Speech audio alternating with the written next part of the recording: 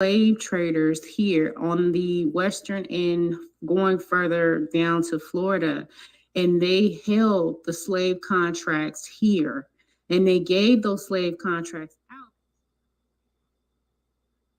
in the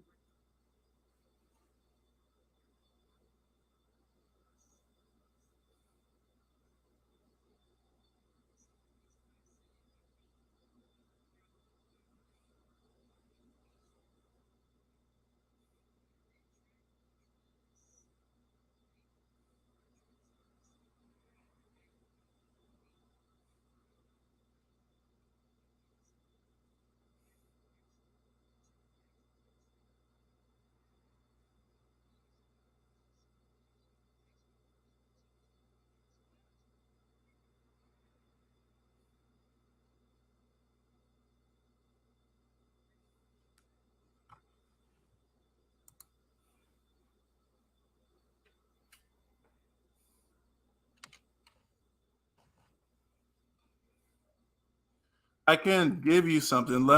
Can I say something here about that? Okay, all right.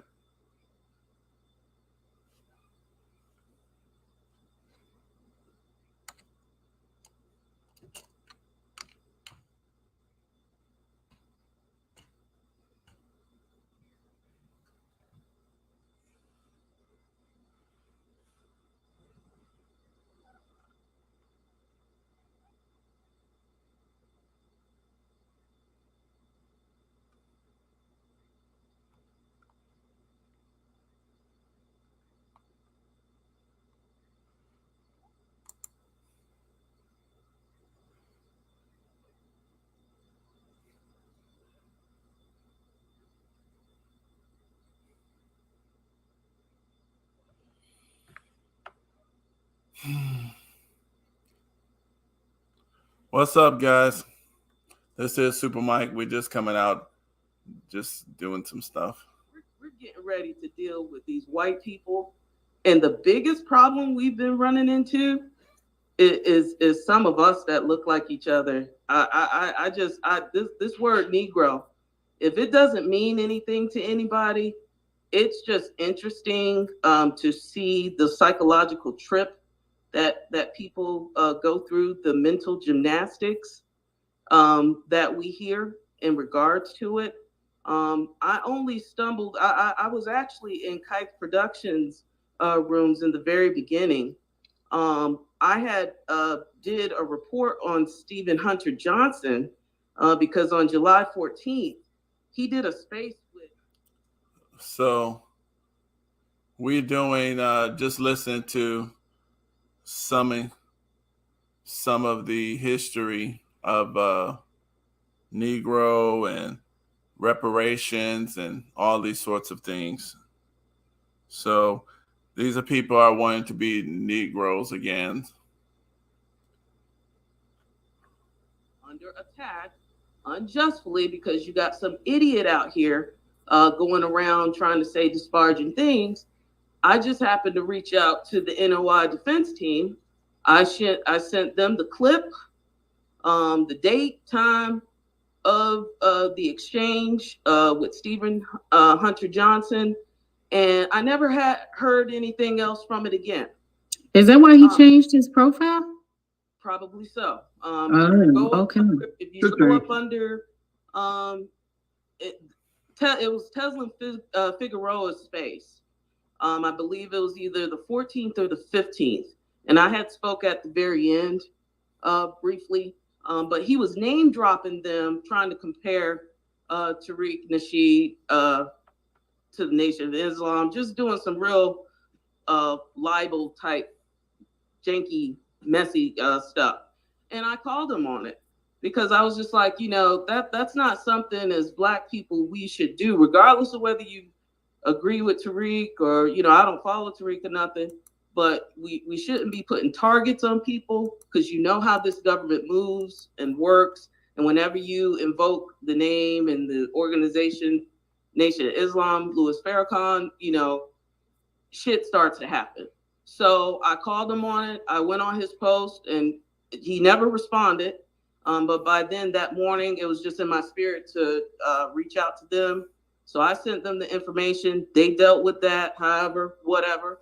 And I moved on because I was getting frustrated at the online activity of people with these immigrants, the Black diaspora, and just the whole diaspora war. It was getting insane, and it was attracting the unnecessary attention that we didn't need. So I just happened to stumble in Irie's space, and we were talking, and 70 pieces of articles in the jumbotron later, we literally mapped out the way we was going to be approaching this. And since that day in July, that Negro's been with us from day one. The litany of attacks, the slander, the disrespect, just the conniving savagery for people on this app has just been just totally insane. No one wants to listen to anything. We had Naheem, Dawn, and Friedman, Friedman, or whatever his name is, Prime, come at us that day in a 26-hour space. They were demanding us to stop talking about Negro. I never knew these. Not me. Yes, you were. Yes, no, ma'am. No, I didn't. Yes. It was a recorded space. And unfortunately, because you guys I deny all of that. That's fine. You can deny it all day. But because it was a recorded space, and because you guys do things in that city with April showers, y'all applauded and y'all descended on Irie's page and you mass reported. 3 or 4 pages later, we are still trying to have a civil conversation. I just happened to stumble in here because I like the energy. I've been wanting to speak with Black. I didn't know Kite Production was still on here, so I didn't know you then. But I've been wanting to speak to him because I know he's been banging out the whole state migration thing, and I know it gelled with what everybody was talking, what we were been talking about in regards to Special Field Order 15. But because we've been so damn demonized and slandered by people, I honestly didn't want to even approach him because I didn't even know what he thought. So I was happy to see Irie in here tonight, but it's just damn sad that we can't even come together just to even discuss something without this disgusting behavior. And I'm just sick of it. Unfortunately, like I said, we cannot tell you the full extent of what we're working on because of just what I just explained now, because of how everybody's been attacking us since July 18th, 2022. But y'all came in with some interesting energy too. No, we did not. No, you came to our space. This is why I want to tell the public. You, Naheem, Friedman Prime, you came to our space demanding us. No, ma'am, you will not sit up here and tell that lie. And that I don't lie. I'm pretty sure if we hear the recording in that room. I'm sure if we hear the recording. That's fine. That's fine. Okay. Let me say this. I'm still up. I should be asleep. So let me say this. I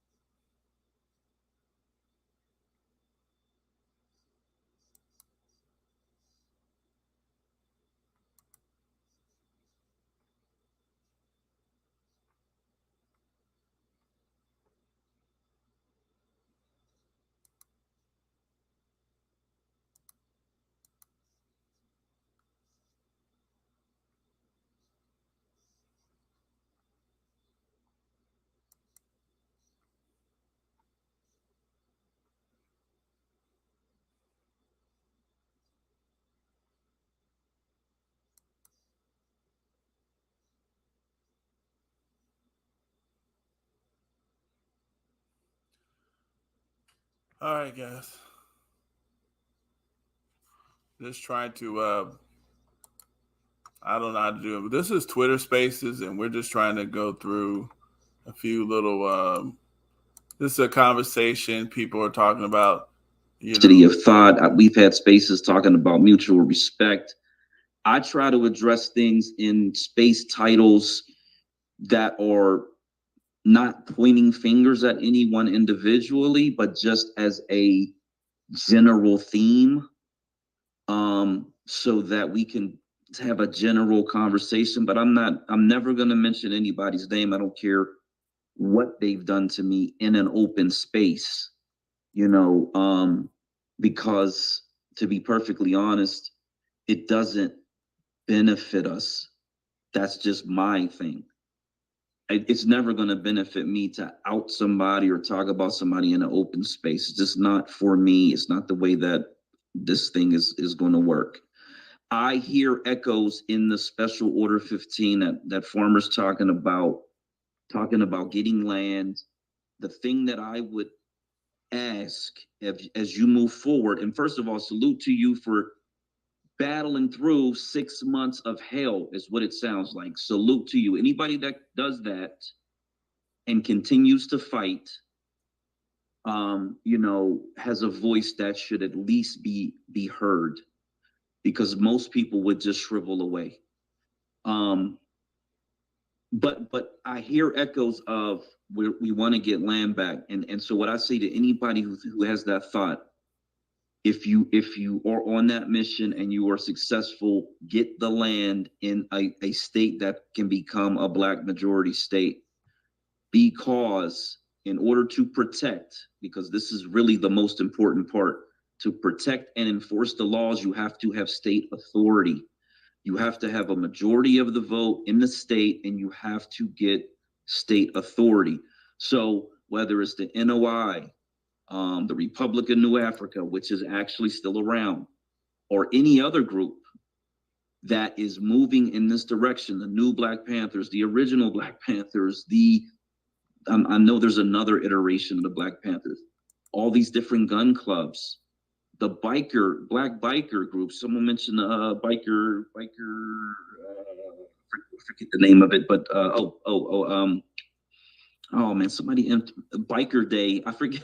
I'm forgetting. It was with Farmer. He was talking about the down in Myrtle Beach, the Black Biker Week, when he was talking about the people down there. Yeah. Yes, that's one of the first things I want to bring to the state of Delaware is a Black Biker Week. So that's an organization and a group of organizations, and again, there are hundreds of Black biker organizations across the country. It's like there's thousands of churches, but that's an organization. If we can tap into the leadership and explain to them what we are doing, just like the Black military organizations and veterans and active duty, etc. If we can tap into the leadership and say, this is how we protect our population, this is what we need to do, and they get on board with it, they're moving thousands of people in the right direction. So for me, I never get boggled down into groups or this term, that term. I voice my opinion. And again, descendants is where I land, because I think it's all encompassing. But I respect all the groups. Someone mentioned. I wanted to ask Eon a question, because I don't want her to go away and not come back to our space. I wanted to ask Eon, with what you have, I guess, dealt with and how you're feeling, right? Does that mean that you are unplugging? Like, I'm just trying to be clear. Oh no, Irene and I are in too deep. We're about to go public with what we're doing, and that's why we're so protective of it. The problem is that the whole slandering thing, this whole reshaping of the series of events. Look, American Negro is not on a petition for a hate group. FB, secure the tribe, ADOS, and freedmen off. That was the sole motivation for us to move forward with what we're doing, because we were trying to think strategically of how to protect our people because of what we were seeing going on online. And we also attended the ADL's Eradicate Hate seminar. There was so much stuff in there that is problematic for our community. We can't share it with you now, but because of the work we're going to eventually be doing to go against these people. You mean the AON? You mean the ADL? The Jewish people? Yes. Really? Great. Anywho.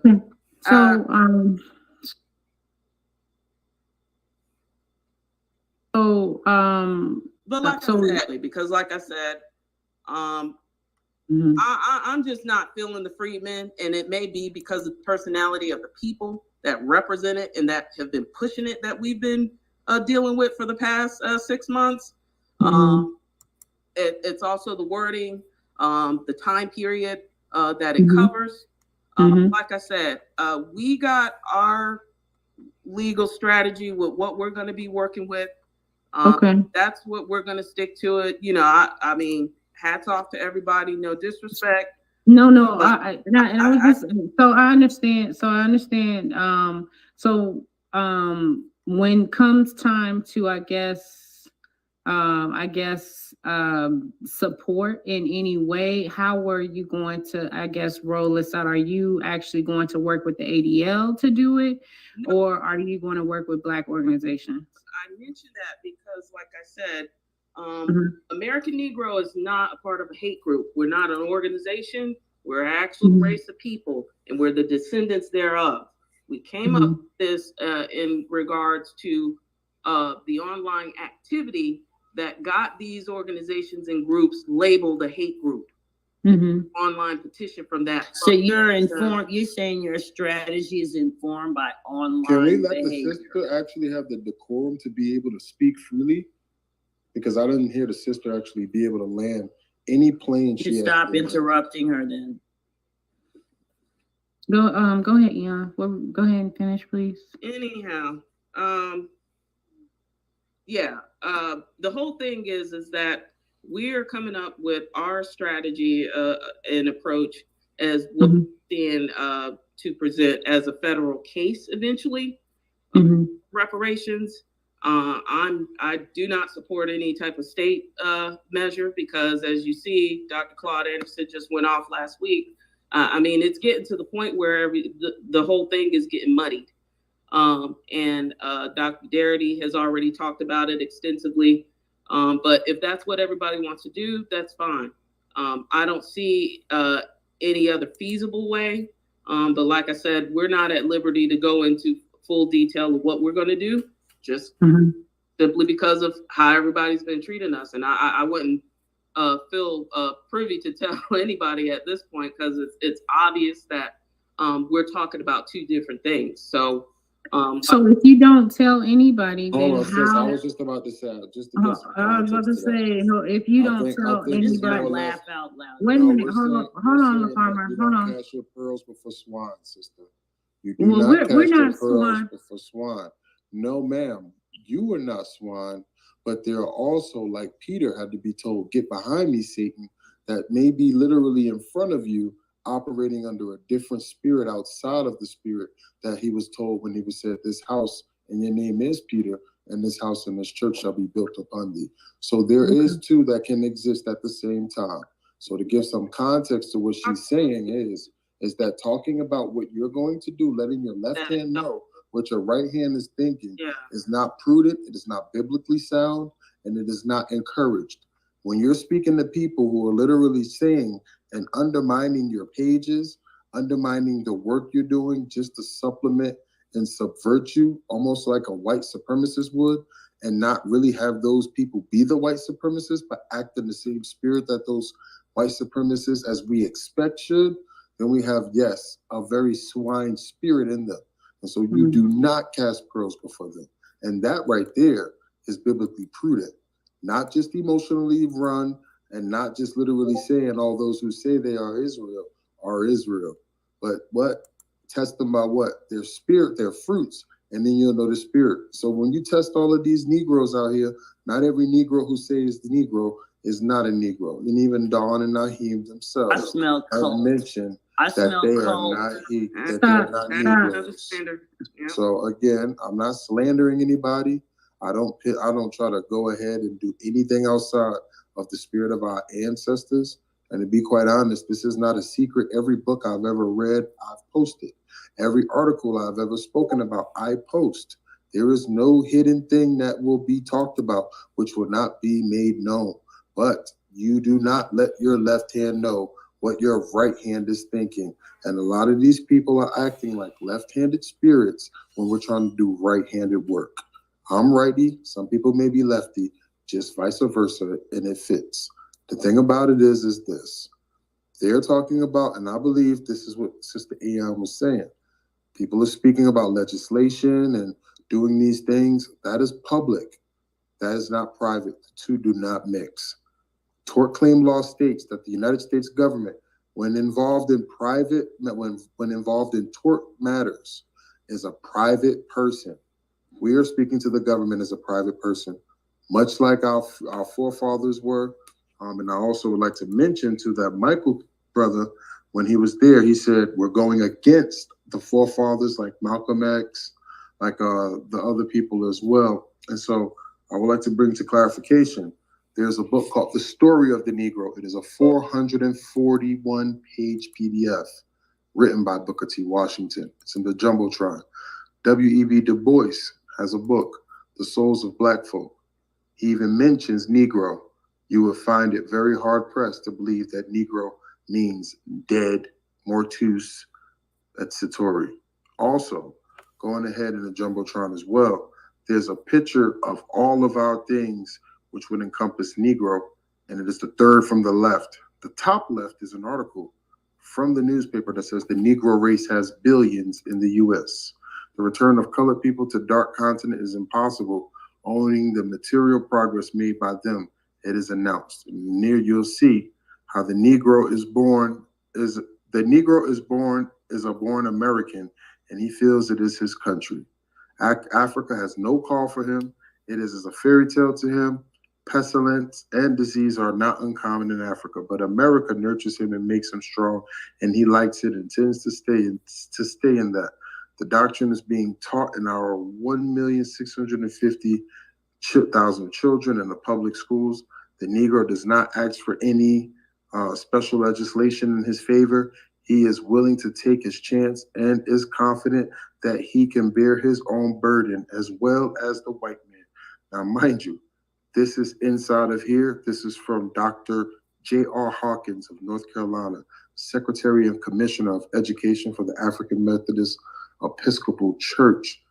Mentioning that as well, Malcolm X in the next slide says, I am a field Negro. The masses are the field Negroes. When they say this man's house is on fire, you don't hear these little Negroes talking about our government is in trouble. They say the government is in trouble. That's the words of Malcolm X. And the last post says, why reparations? Money for Negroes. Reparations is the battle cry for the economic and social freedom of more than 25 million descendants of American slaves, by Miss Audley A. Moore, president and founder of the Reparations Committee for Descendants of American Slaves. All I've ever wanted to say and all I've ever said is this. When we're speaking about descendants of American slaves, whether it's talking about Dr. Audley A. Moore, whether it's talking about Brother Malcolm X the Great, whether we're talking about a newspaper article talking about the Negro race has billions, I land with this. A quote from the great Booker T. Washington. The native land of the American Negro is America. I'll repeat. The native land of the American Negro is America. His bones, his muscles, his sinews are all American. His ancestors for 200 and labored and died on American soil. I land. Thank God. The art, go ahead, and then we have Michael. Yeah. I'm gonna put this in the thing. But I put it in the Jumbotron. I'll put it to get back to the beginning there. The average Black person doesn't have a preference for the name of their race, or how it's approached. Let's start there. As far as when I talked to my grandfather, he wasn't a fan of the word Negro on my father's side. My grandmother on my mother's side is a fan. So, I mean, under that context, it's like it gets weird, I guess, because they both have different sentiments on the word. It is what it is. As far as the actual word and where it comes from, it's from the 1550s. A member of a black skin race of Africa. You don't even see America in that word. They just used it to contextualize. Also, Virginia passed 2 acts in 1682 that combined Native American and Africans into one category, Negroes. So we can't, like, I feel like we can't just ignore that, like this is not going to get brought up or in context with the white supremacists, because that's probably definitely going to get brought up. In regards to Sherman's order, the order was explicitly called for the settlement of Black families on confiscated land, encouraged freedmen to join the Union. When you look at how many acres were distributed, it was 400,000 acres, and it was granted to 10,000 freed people in 1865. If you go look at the 1870 census, there was 4.8 million Blacks. So out of 4.8 million Blacks, that went to 10,000 free people. To be fair, there was 40,000 that ended up settling on the land before it got taken away. So still 40,000 out of 4.8 million clearly shows that. That's 5.3 million. Huh? Actually 5.3 million acres of land we were supposed to get. I literally posted in a jumbotron and cited it with map to show. Doctor. Yeah, I'm not. Nobody's knocking anybody. I cited the source. Argue with the source, not me. That's all I'm just saying. What the source says.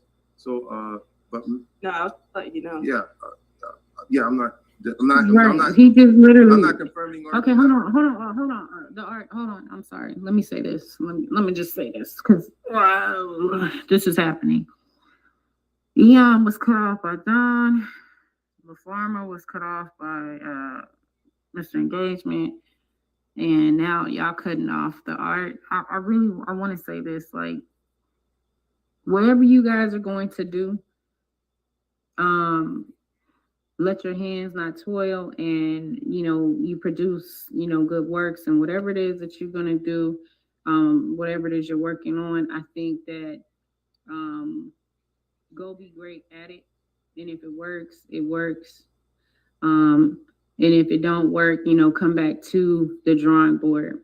If there is other information that is uncovered and it takes you back to freedmen history, I would hope that the same lens that you are asking others to provide you, that you provide others. And whatever you have, wherever your information is, I hope we're able all to see it and get all the references so that we can, go and do our own research. I always say that to even people who are champion freedmen, provide references and have an open heart and discussion to have the conversation. Otherwise, you're going to fall into arguments as well. Or I should say debates, and that's just what it is. But go ahead, the art, go ahead and finish. And thank you for everybody dropping your information. I did include a map on that. And you can, I guess I could have posted the actual order in itself, but it clearly, from my own interpretation of it, did not mean everybody. It was a particular group that got wronged and got replenished. You know what I'm saying? That wasn't wronged in the sense of slavery, but wronged after slavery. So to each their own and their interpretation of that. But I do want to point out that you're gonna see. I feel like we don't contextualize a lot of things because nobody here. I'm not gonna assume everybody here, but like at least the average person I meet isn't like familiar with case law and having a certain precedent for something before like really trying to, set it up type of speak.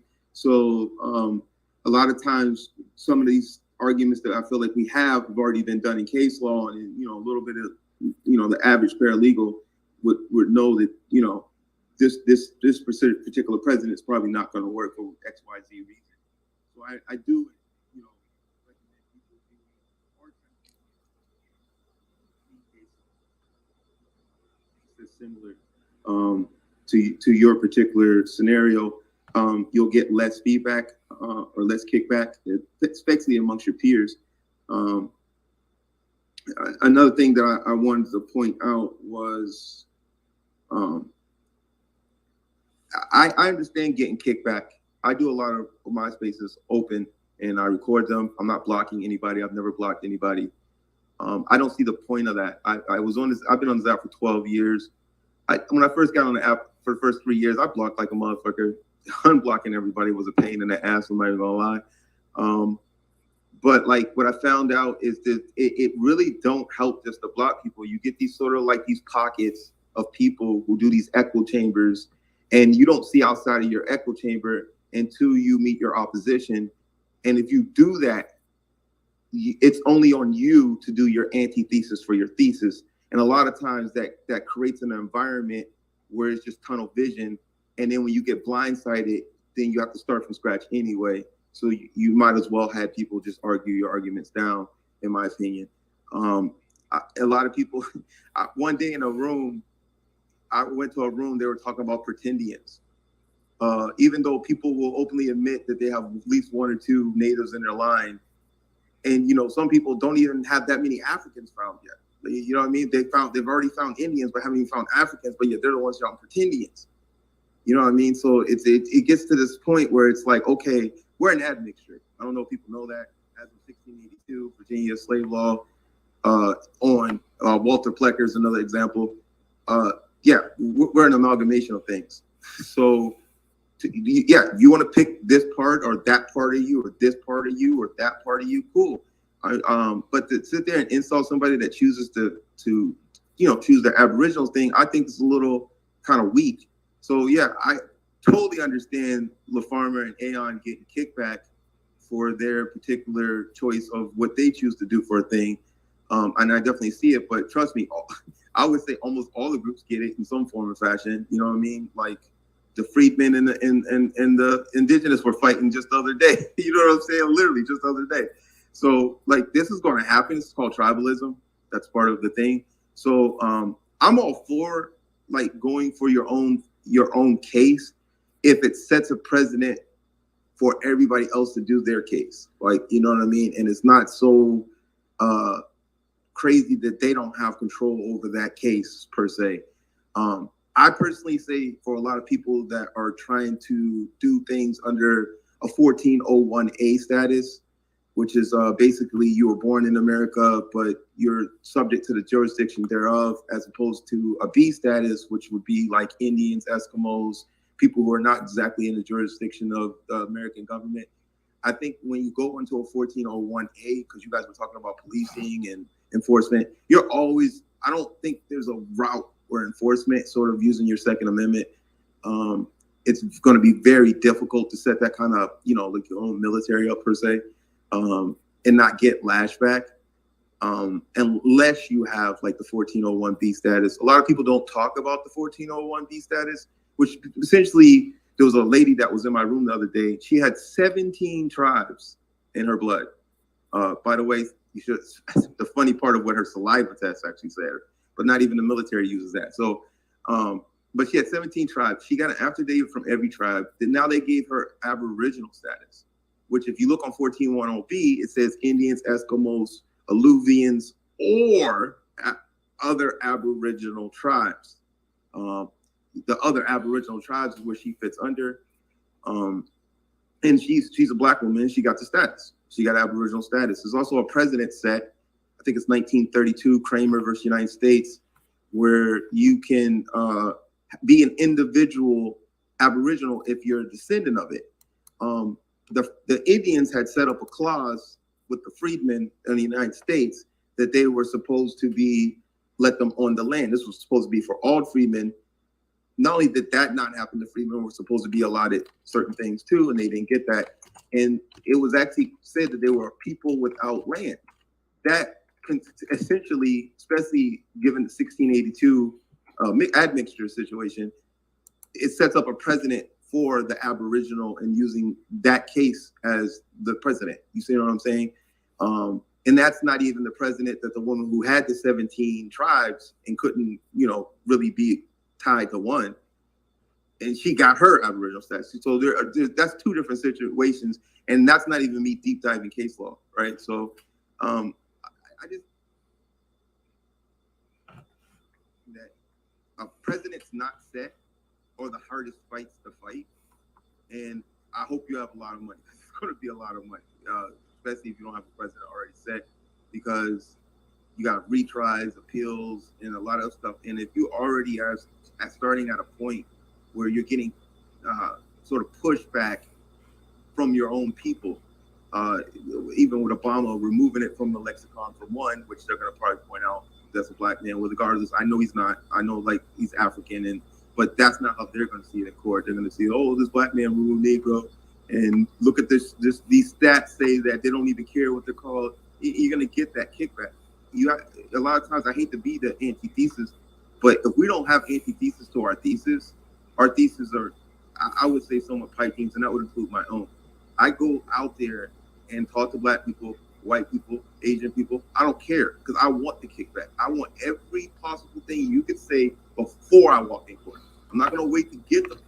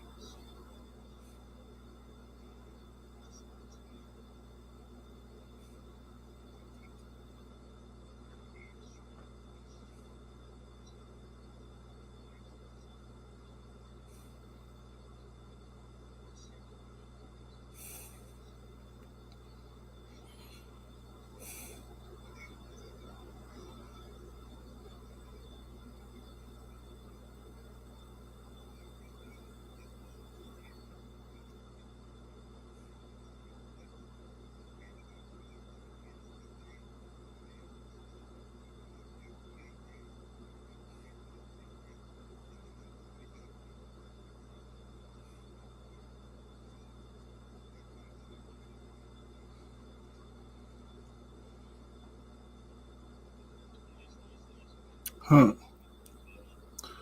Oh, I think it was me. Oh. Yeah, I mean, and I'm gonna be really quick. This probably being my last comment, but like I said, it's beautiful conversation, everybody.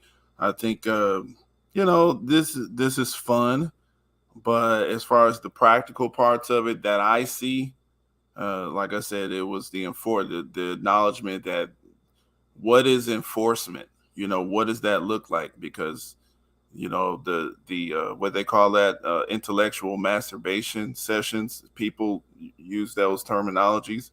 Um, that could be true if you're not talking about an actual enforcement. Because if you're looking for people who've proven that they have visceral hate for us, you know, over generations, over protracted periods of time. Um, they're not going to enforce what we need over a protracted period of time. So, that enforcement conversation does really need to be actually given a lot of attention, just like we're giving the legal details the attention that they so well deserve. Uh, I don't know how to use this jumbotron thing because I was just going to put as far as the word Negro, it does mean dead, but that has nothing to do with all the legal details. But this is a Roman Latin word. The letter G used to be the letter C. You can look that up. I put that on my Twitter page if you want to check it out. But yeah, it's necro. It's the same word. Yeah.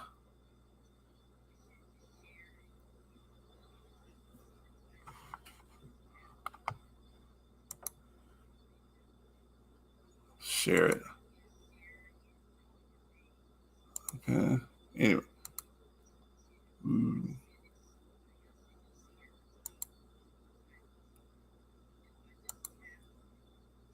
copy. Send.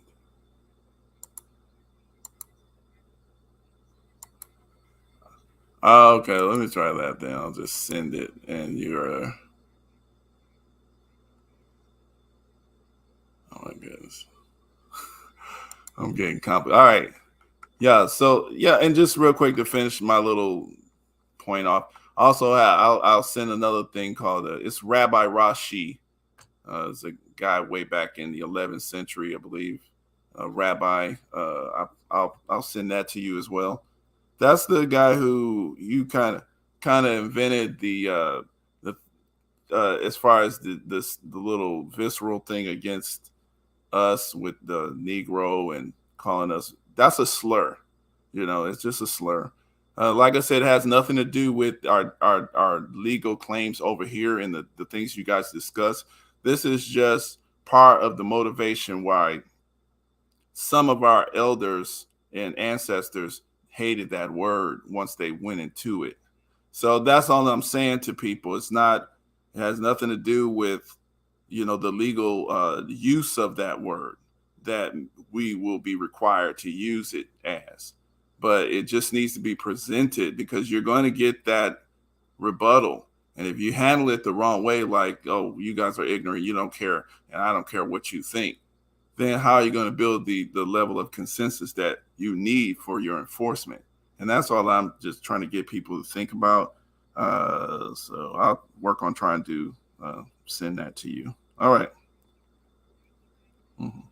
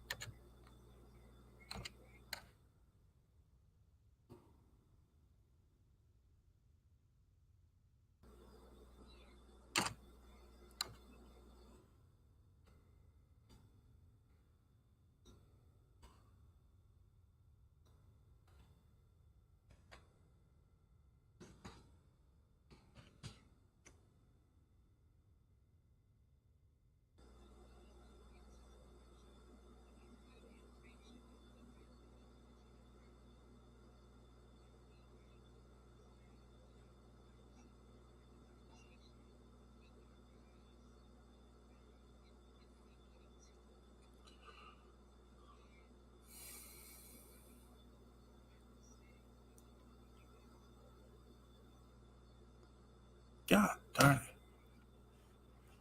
I don't know how to fucking do this shit.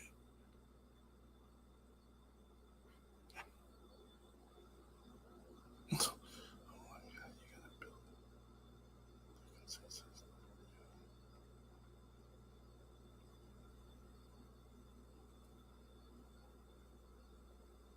You gotta get that.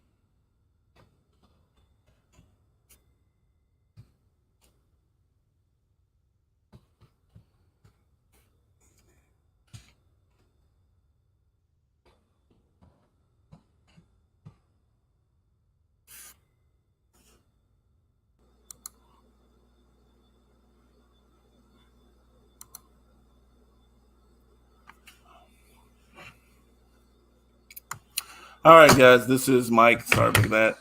I'm just working this thing out, and I'm gonna leave this space here. I want to go over some of this stuff here. I'm sorry, guys. I'm on YouTube.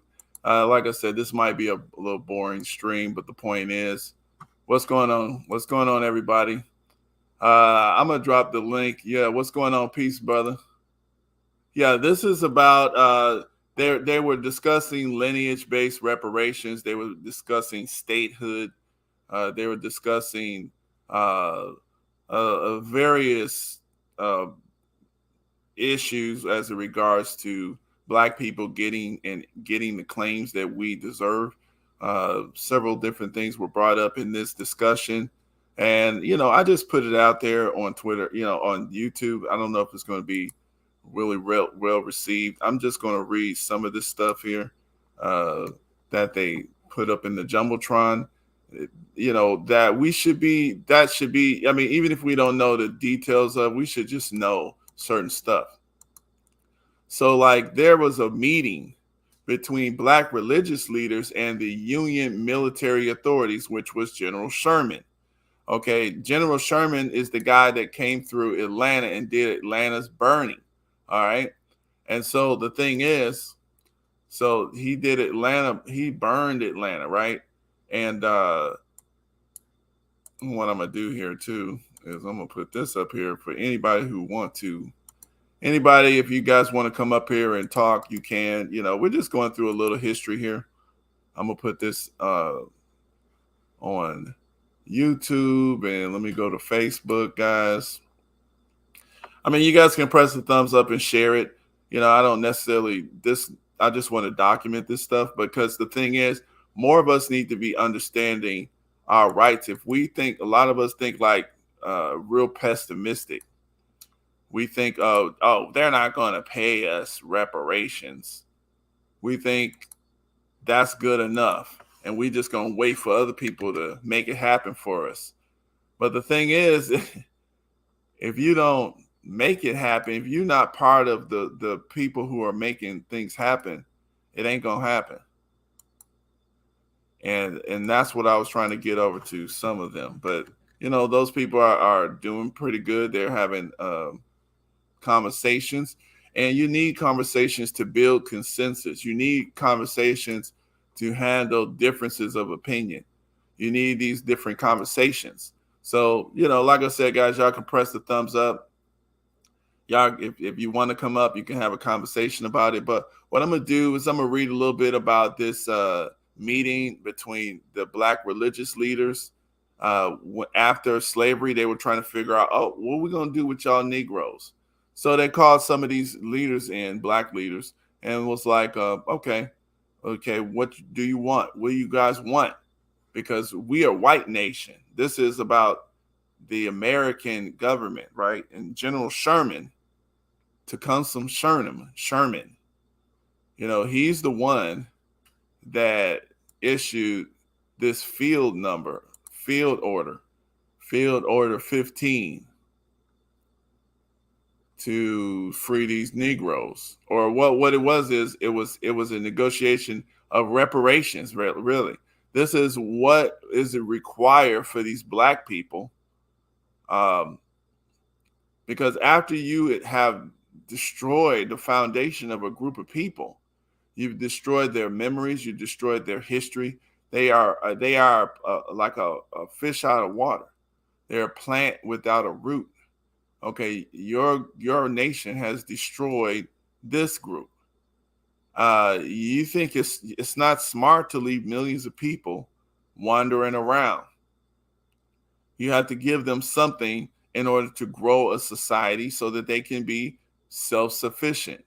And then there's the 39th Congress passed another bill called HR 613. Okay.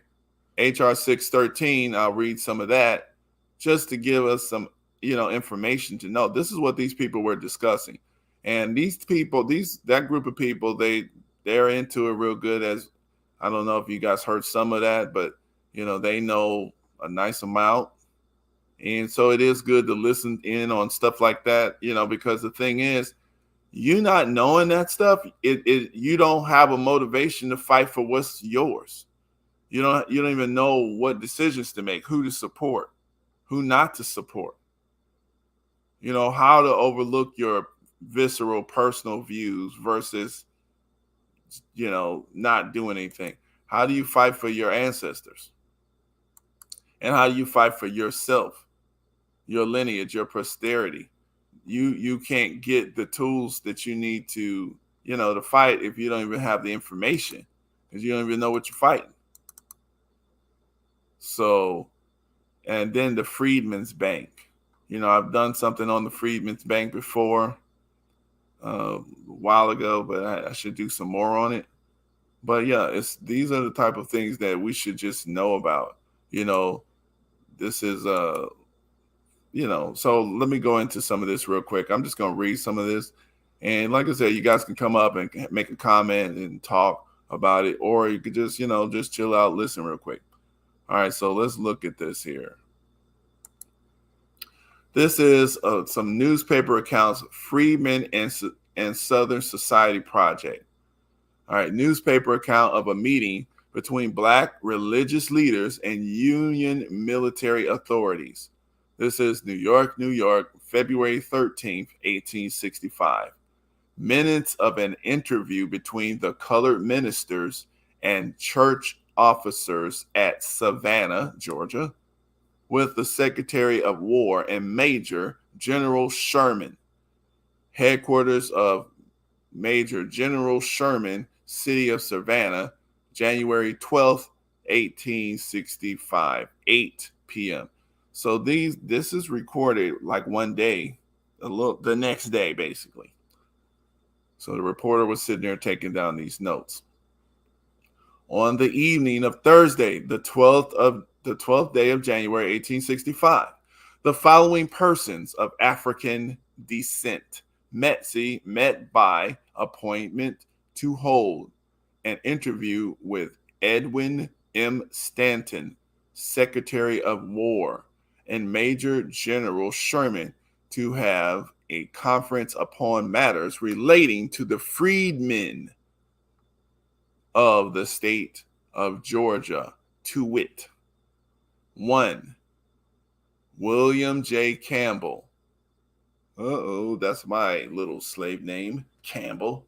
William J. Campbell, age 51 years, born in Savannah. He was a slave until 1849. See, keep in mind, everybody wasn't a slave at that moment, but they were descended from slave. So slave until 1849, and then liberated by will of his mistress, Miss May Maxwell. For 10 years, pastor of the First Baptist Church of Savannah, numbering about 1,800 members. Average congregation, 1,900. That's a mega church. The church property belonging to the congregation. The trustees white. Worth $18,000, which was a lot of money at that time. This was the first one. The second one, John Cox, age 58 years, born in Savannah, slave until 1849. He bought his freedom for $1,100, which was a lot of money. He's the pastor of the Second African Baptist Church in the ministry 15 years. His congregation was 1,222 persons, another mega church. Church property was worth $10,000 and it belonged to the congregation. So this is the third guy. Ulysses L. Houston, 41 years old. Born in Grahamsville, South Carolina, he was a slave until the Union Army entered Savannah. Owned by Moses Henderson, that's a Jewish name, Savannah, and pastor of Third African Baptist Church, congregation numbering 400. Church property worth $5,000 belongs to the congregation. In the ministry, about 8 years. William Bentley, age 72, born in Savannah. He was a slave until 25 years of age when his master, John Waiters, emancipated him by will, pastor of Andrews Chapel, Methodist Episcopal Church, only one of that denomination in Savannah. Congregation numbering about 360 members. Church property worth $20,000 and is owned by the congregation. Been in the ministry about 20 years, a member of the Georgia Conference. Charles Bradwell, age 40, born in Liberty County, Georgia. He was a slave until 1851. Emancipated by will of his master, J. L. Bradwell. He was a local preacher in charge of the Methodist Episcopal Congregation, Andrews Chapel, in the absence of the minister in the ministry for 10 years. William Gaines, age 41. He was born in Willis County, Georgia. He was a slave until the Union forces freed me. So that was right then, 65. Owned by Robert Toombs, formerly United States Senator, and his brother Gabriel Toombs, local preacher of the M.E. Church, Andrews Chapter, in the ministry for 16 years, and he was just freed by the Union. James Hill, age 52 years, born in Bryan County, Georgia. He was a slave up until the Union freedom, in the ministry for 16 years. These are ministers who are slaves. Okay. See, you got to realize these guys are slaves currently. So what is their mindset? Glasgow Taylor, 72, born in Wilkes County, Georgia, slave until the Union Army came. See, these three of them, they were slaves right up until the Union Army came. Local preacher of the M.E. Church, Andrews Chapel, 35 years in preaching. Okay, these are old folks. Some of them are old. Some of them are kind of middle-aged or 40 years old. James Mills, age 56, born in Savannah, freeborn, and is a licensed preacher. So he had to get permission from white folks to preach. He's a licensed preacher of the Baptist Church. He has been 8 years in the ministry. Abraham Burke, age 48. He was a slave until 20 years ago. He bought himself for $800. 10 years in the ministry. Arthur Wardell, 44, born in Liberty County, Georgia, slave until freed by the Union Army. Alexander Harris, 47 years, born in Savannah, freeborn. 2 freeborn. So we getting a profile here. Some of them just got freed, which means they weren't, but Andrew Neal, 61 years, born in Savannah, slave until the Union.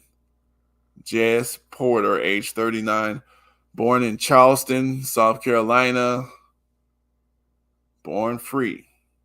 His mother purchased his freedom.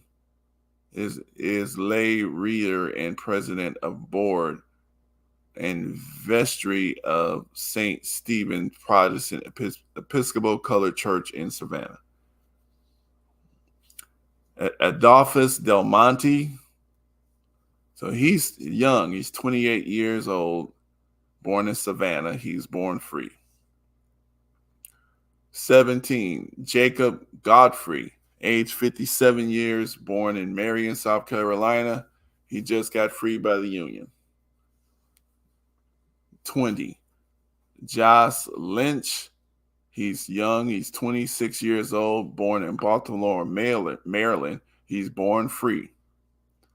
Garrison Frazier. Hold on a second. Oh, wait a minute. That's not another one. All right. First, and so what they're saying here is, now first, state what your understanding is in regard to the acts of Congress and President Lincoln's Emancipation Proclamation touching the condition of the colored people in the rebel states. That's key. The colored people in the rebel states. So as far as I understand, President Lincoln's proclamation to the rebellious states, it is that if they would lay down their arms and submit to the laws of the United States before January 1863, all should be well. But if they did not, then all the slaves in the rebel states should be freed henceforth and forever. That is what I understood. So there you go. Lincoln didn't want to free the slaves unless they refused to lay down their secession activity. So second, state what. So they're asking each one of these people what they understand. Okay. So this is what the second guy understood. Slavery and the freedom that was to be given by the president's proclamation. Slavery is receiving by irresistible power the work of another man and not by his consent. The freedom, as I understand it, promised by the proclamation is taking us from under the yoke of bondage and placing us where we could reap the fruit of our own labor, take care of ourselves, and assist the government in maintaining our freedom. All right, the next guy answer. The way we can best take care of ourselves is to have land, see, and turn it and till it by our own labor, that is, by the labor of the women and children and old men, and we can soon maintain ourselves and have something to spare. And to assist the government, the young men should enlist in the service of the government and serve in such manner as they may be wanted. The rebels told us that they piled them up and made batteries of them and sold them to Cuba, but we don't believe that. We want to be placed on land until we are able to buy it and make it our own. So that man he was just a slave and his labor stolen, but he thought it was fair. He wanted to be fair. He wanted to send his children to the army, and he wanted to buy land. So what's the next guy's answer?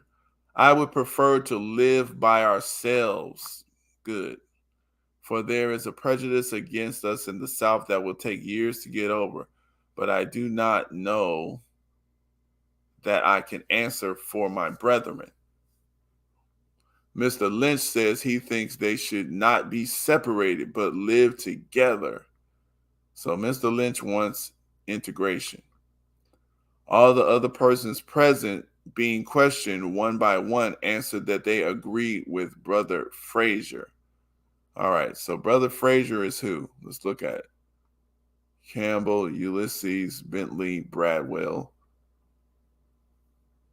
Okay, so 9 is Garrison Frazier.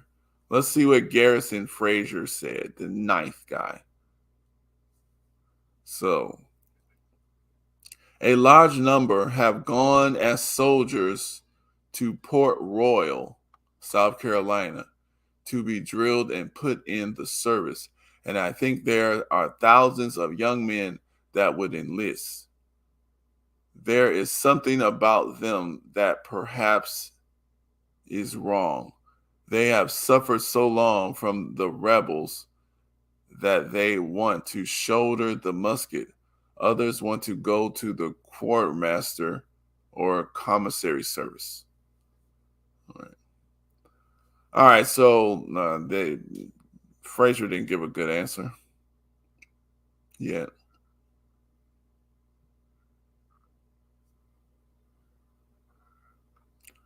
All right, so let's see here. So the next guy, 5th guy.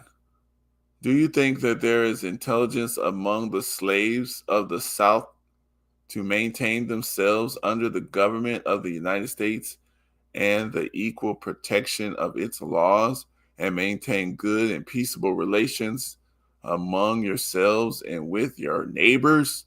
And this man says, I think there's sufficient intelligence among us to do so.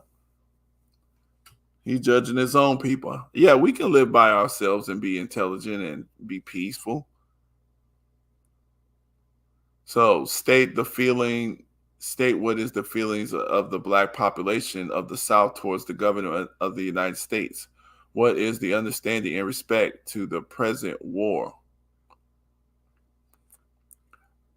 All right, this guy says, I think you will find there are thousands that are willing to make any sacrifice to assist the government of the United States, while there are also many that are not willing to take up arms. I do not suppose there are a dozen men that are opposed to the government. I understand as to the war that the South is the aggressor. President Lincoln was elected president by a majority of the United States, which guaranteed him the right of holding that office and exercising the right of the whole United States. Keep in mind, this is the answer of a former slave. The South, without knowing what he would do, rebelled. The war was commenced by the rebels before he came into office. The object of the war was not at first to give the slaves their freedom, but the sole object of the war was to, hold on one second, guys. One second. All right, Purvis. What's up, Purvis? How you doing, brother? What's going on, big bro? What's your thoughts, man? Say again? What's your thoughts, big brother? I just got on, man, so I'm gonna have to kind of look and see Yeah, See what just chill out for a second. I'm reading this. This is a meeting that Sherman and the Secretary of War Stanton had with about 20 black preachers right after the Civil War. After the North won the Civil War to the South, and they were asking the black people, the preachers, what do they want? What do they think they need to be free? And these are some of the minutes that were recorded right after that. So that's kind of what we're going over. It's just, just a little history and just stuff that we need to know so that we won't, our people don't have motivation to fight for what they deserve because they don't even know what they deserve. So I'm just going through some of this. And if you have any ideas, let me know. Okay, cool. I'll definitely listen, jump in if I have to. Cool. Yeah. We're just going through some of this. So so I'm just going quick recap. So like I said, this was those meetings. They told you the names of these 20. So I'm just going to read the names. It was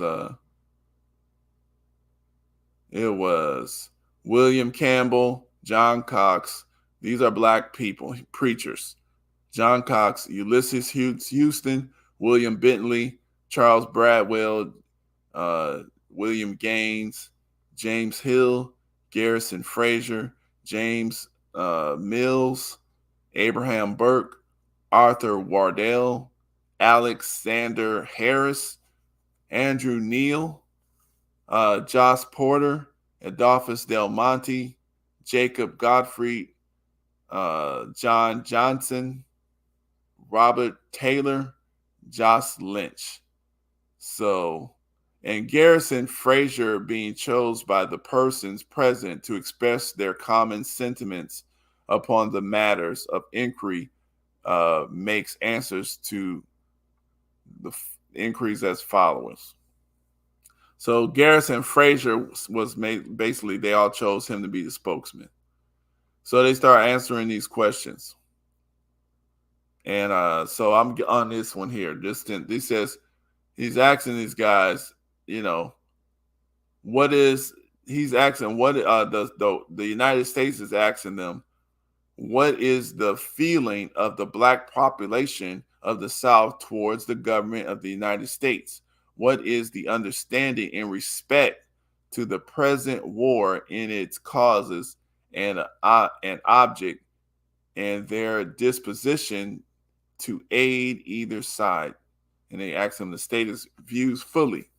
I think you will find that there are thousands that are willing to make any sacrifice to assist the government of the United States, while there are also many who are not willing to take up arms. I do not suppose there are a dozen men that are opposed to the government. I understand as to the war that the South is the aggressor.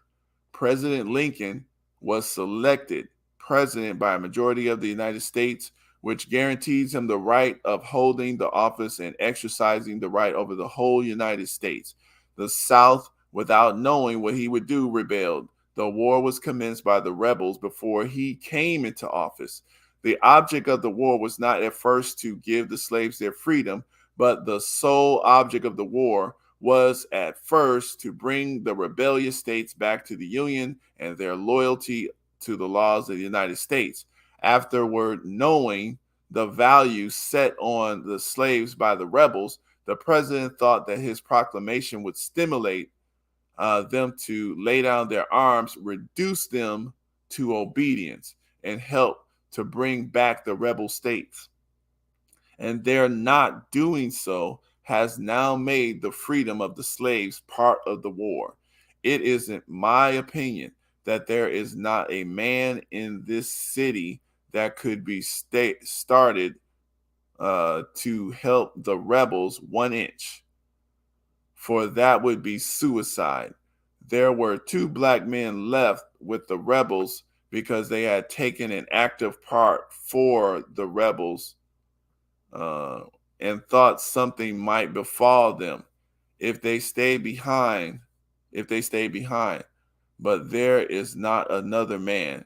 If the prayers that have gone up for the Union Army could be read a lot out, you would not get through them you would not get them through them these 2 weeks. So basically, he's saying that mostly all the black people want the Union to run this thing. You see what I'm saying? And it's like only a few of us wanted to stay and help these rebels. Now, I know there are a couple people. I did do some stories like this guy. He was a Jefferson Davis slave, Isaiah Montgomery. And he was actually one of the guys who founded Mound Bayou, which is in Mississippi. It's still there. Mound Bayou is a black town. But yeah, Isaiah Montgomery, he was an ex-slave of Jefferson Davis. And yeah, so we have some audio of them too. But this is the kind of stuff we just need to know. We need to know that black folks were promised something. We were promised something. So, I don't think I'll go through all of these, but we'll go through this answer, the 12th answer. So they asked them, what is the feeling of the colored people in regards to General Sherman, and how far do they regard his sentiments and actions as friendly to their rights and interests?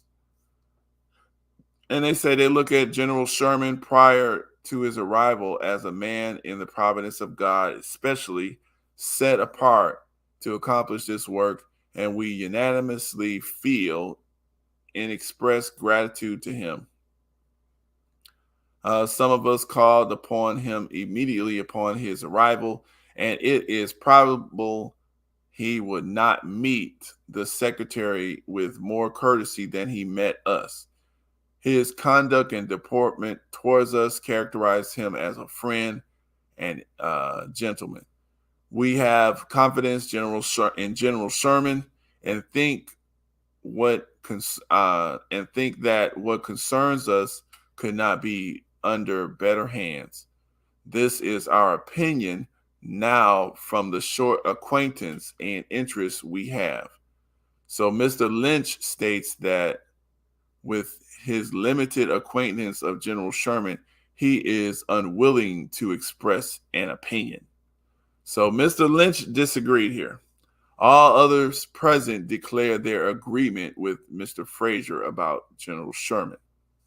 Okay. So we just shows that, these are some of the meetings that was had. And for people who don't know, this is where field order number 15 came from.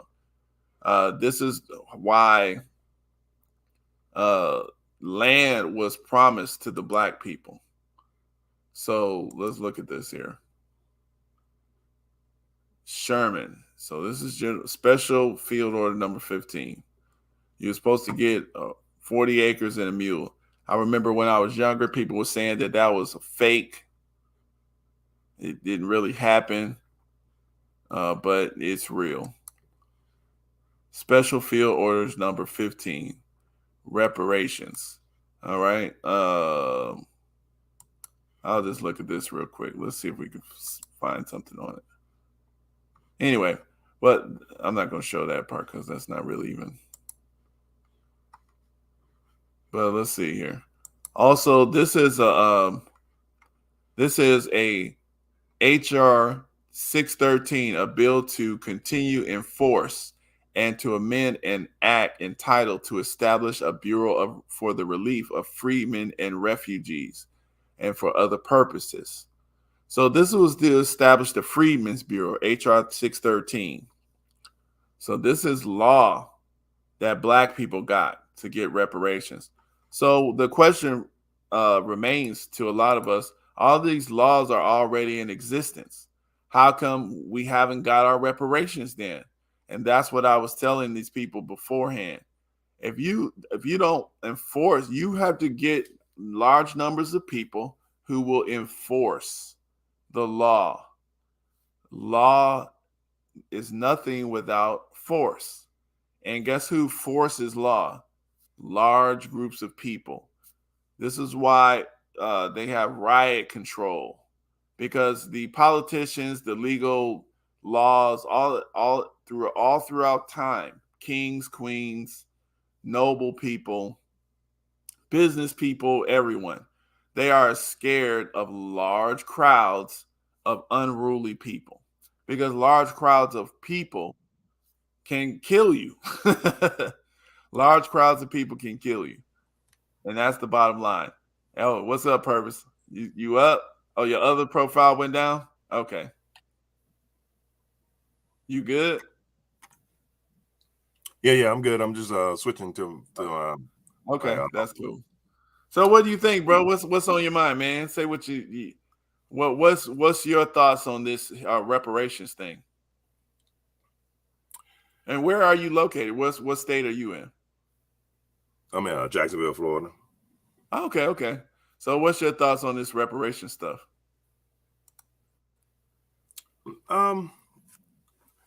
It's always been an interesting topic to me. I think it's definitely well deserved for sure, and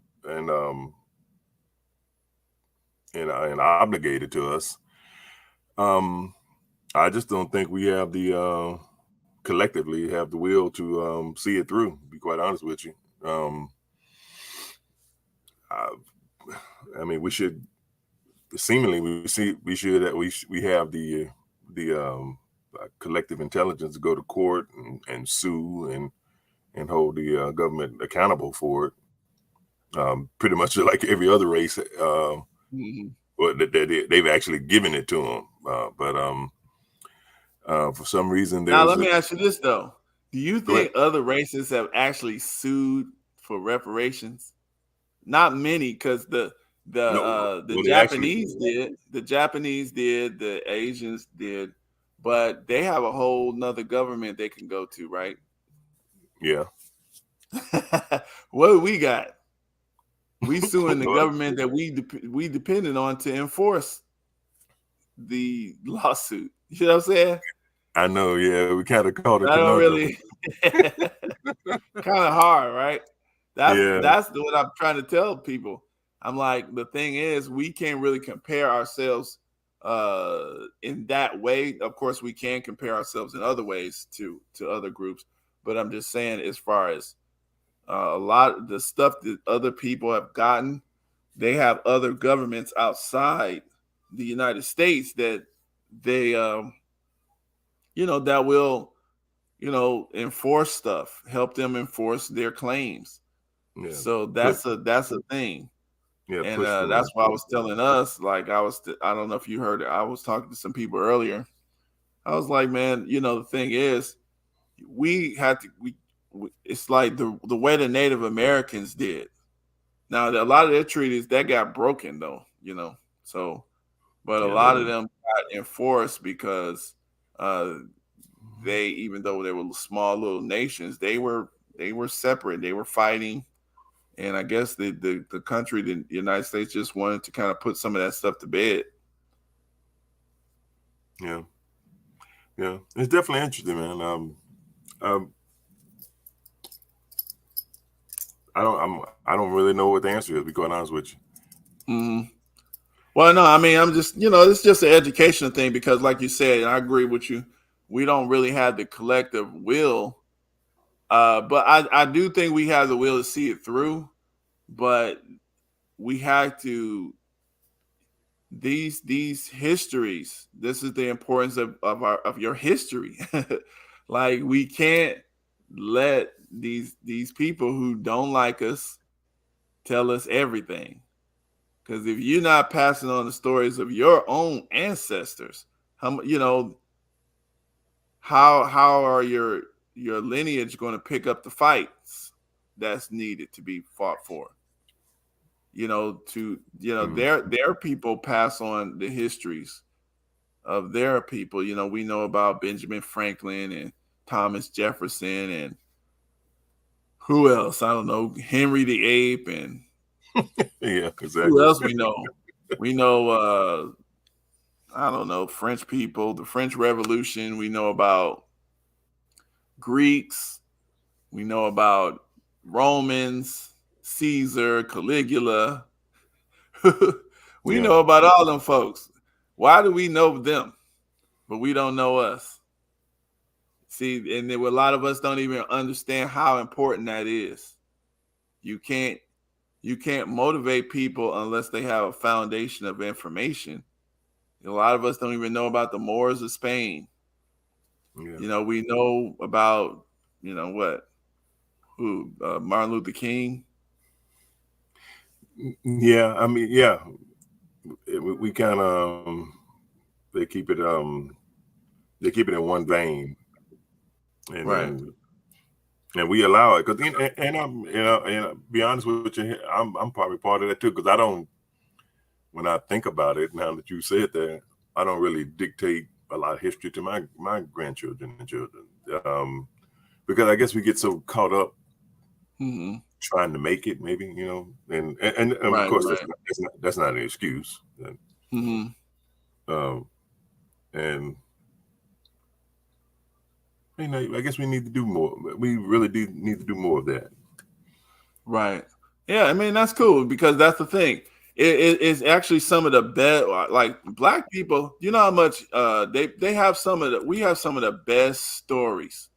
Hey, what's up, BMT? What's up, BMT? I got your brother up here. What's up, BMT? Hey, what's going on, man? What's going What's on? going on, bro? I see No, you German up. What you thinking? I think you brought up a good point on why a lot of blacks, mainly Black Americans, well, just in I'll just narrow it down to that so far first, are the way we are. You know, when it comes to relationship, how we think, eat, food, or just stuff. Uh, you were engineered and bred like that. But you believe it or not, You and see a lot of that? people say, "No, that don't make sense." I'm like, "Well, damn, you breed a dog a certain type of way. You breed a dog a certain type of way. After a while, that dog will start to think it's a wolf. Right. It start to believe that you wasn't raised in normal conditions. Mm-hmm. You wasn't. You were bred. Mm. You Now were bred. that's key. And That word bread, that's something you, else. I mean, they had key word. They had this. You had breeding farms. Out. Yep. You were trained to Facts. think a certain type of way. This is why even now, genetically wise, we think the way we think when we come to knowledge and information of around white folks or just around other groups because you were mentally trained that way. And that's not me feeling. Listen, I don't want y'all to think that, oh, well, BNT, you feel inferior. I don't feel inferior to no man, but I also understand it's that of a complex. Why do you think that blacks and they feel about religion, versus that of when we talk about spirituality? Right. When we talk about different things, you were designed. You weren't axed. You know what I'm saying? Look at Africa now. Africa doesn't even control Africa. You seen that? Yeah, they Yeah. starting to get they starting to give up all their stuff. Biden and them sending billions of dollars to Africa. Now they just told them, I think Congo and somebody else just like submitted their little wills of their little resources over to America. I was like, they haven't learned nothing. Well, see, the thing about it is the thing about it is this: when you're trained that my ice is dirt compared to that man ice, his shit is goddamn gold, then guess what? Yeah, Yeah, it is like that. Like this is why nobody questioned when a Negro gets shot, beat, stabbed, raped. All this damn thing about ask yourself, the black community dead. You don't hear no other group say that crazy shit about themselves, even though Right. that they be shooting the school, burning, doing all kind of pillaging and shit. You don't ever hear them saying that shit. I always say like, but you gotta understand, you were trained to be. I try to tell people. I said there's no more than a loyal dog than the black dog. There's no better loyal dog. They don't give a shit how much they try to show we gangsters and all that shit. Listen, bro, the black man will never leave. He will never leave that the system that has wronged him for so many years. And I'm not always doing the pro black thing, but I Right. also understand. It's like I told them on Art and the Style and all of them. I said, listen, I get y'all talking about, after that Tory Lanez shit, but that woman was trained and as a handler Mm-hmm. to why she is the way she is. You talking about Meg the Stallion thing? Yeah, yeah. Mind you, a stallion. That means Yeah. a stallion is bred. Listen to the goddamn names.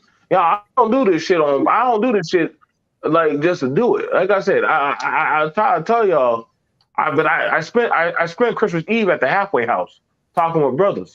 Okay. You know what I'm saying? We have a lot of things going on. We have a lot of things going on with our people. You know what I'm saying? And I heard the brother, he was saying like, hey, I got to do better with teaching. We're teaching our history, and I said, well, that's that was something that you understand that they erased and wiped from you. That's You key. ain't had no. Because look at this here. When this is the thing that I try to get over to some people too. It was like a lot of us don't even understand what we don't understand. It's like we don't even know to miss something that we just look at other groups and be like, dang man, how come they beating us at this? How come they beating us at that? How come this and how come that? We see it, but we don't connect two and two together. They know something about themselves and they do a few little things. They're human. We're all equal as human beings, but there's a collective information that these people choose to pass on to each other that we seem like we don't know how to. We keep bragging as if it's a show of some kind of bragging, right? Oh, blacks are not a monolith. We're not all the same. Oh, blacks are different. We are still we trying to emphasize our differences. Oh, we're so much different than the other black person that we were born in the same exact house on the same exact block too. Then we got the same exact accent, and we still, some of us do. We always highlighting our differences, but other groups you don't see that because you highlighting your differences because you're not trying to be associated. You want to show I'm not like them. I'm a special black. And what that means is you don't have enough honor and respect for what it took to produce you to get you here, and so you're trying to run away from it, and that's not really good because that's part of the reason why we don't pass down our stories. Our families got all this hidden stuff in it. Grandma hiding stuff. She don't want to tell this and you don't want to tell that. It is a lot. It is a lot, bro. You gotta think.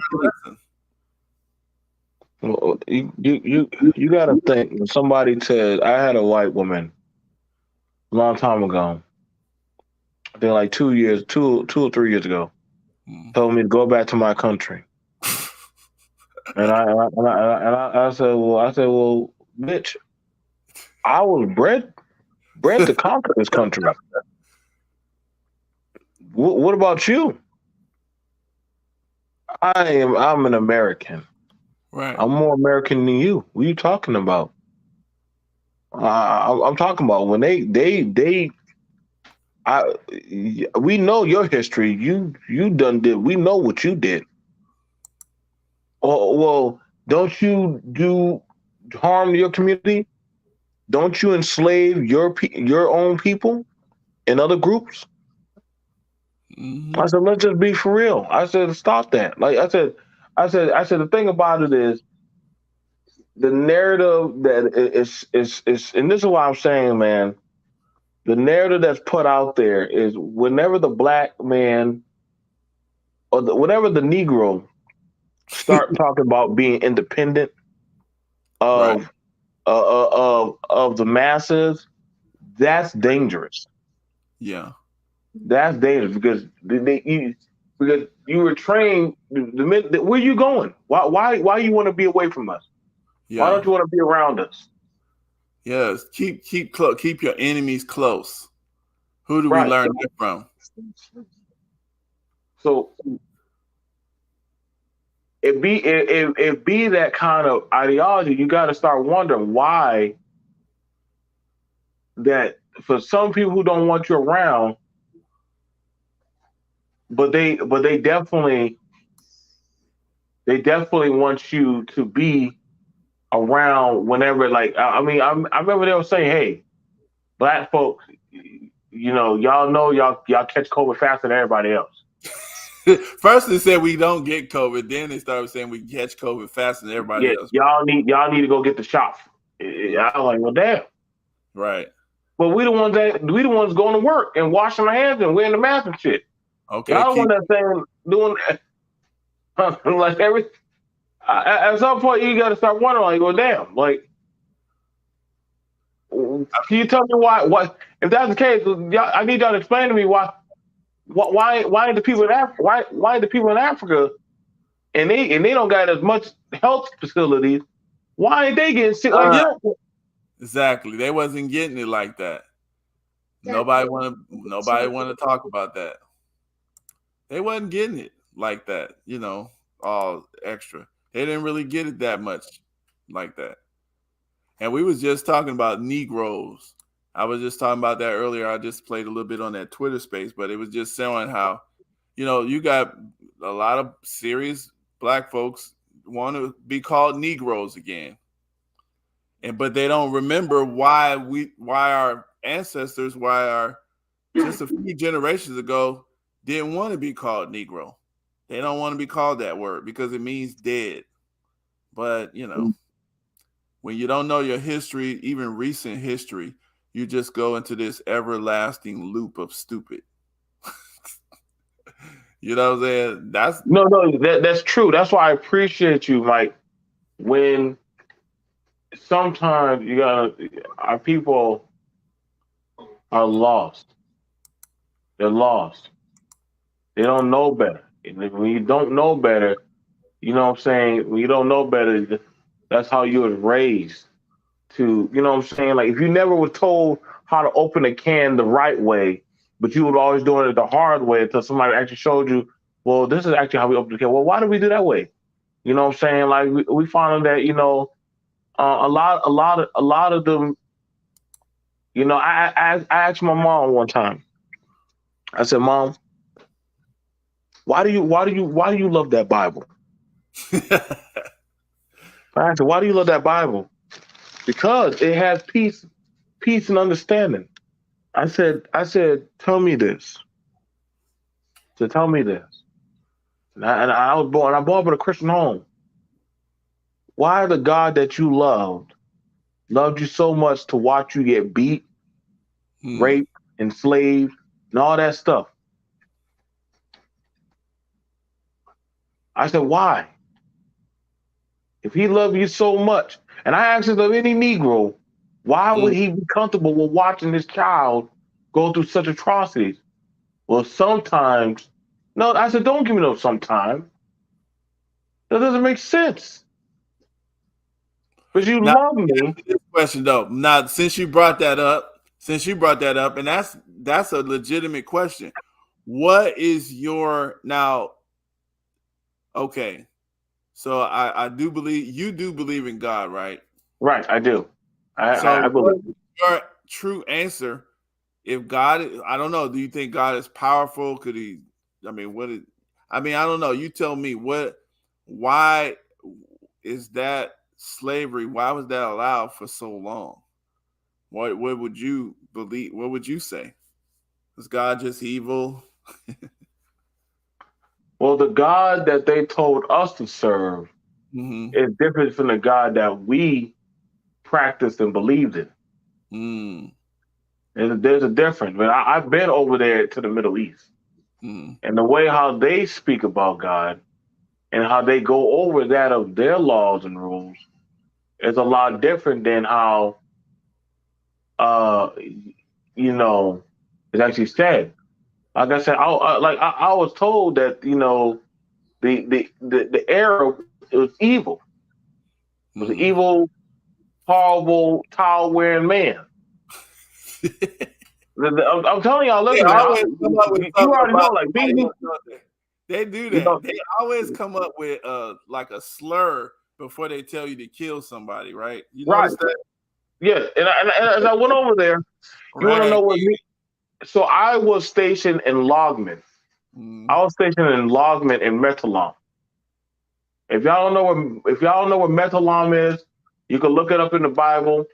It actually that's Noah's father's name, yeah, metal out. Okay. Metalam.